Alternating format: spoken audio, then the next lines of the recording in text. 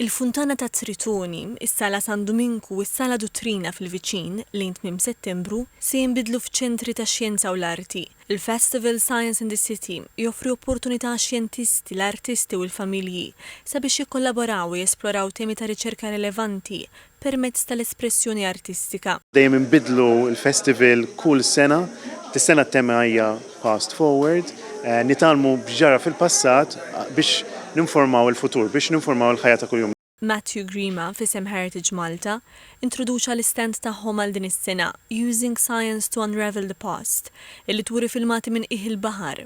Għal din is-sena ser nipparteċipaw f'Pre-Festival Workshop nhar is-Sibt li ġej fil-Forti Sant'Angelo bejn il-11 u ta' filgħodu u nofsinhar sabiex nuru lill-familji tfal u anke adulti kif tiġi applikata xjenza.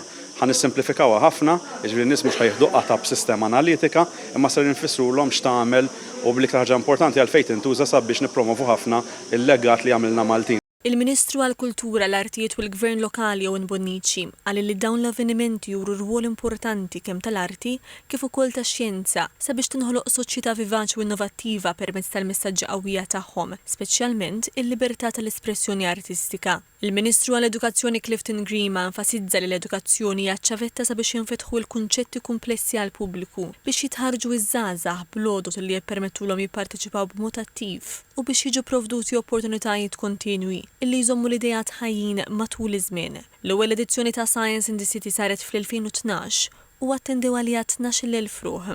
13-il sena wara, il-festival laħaq 33,000 viżitatur fl-2024.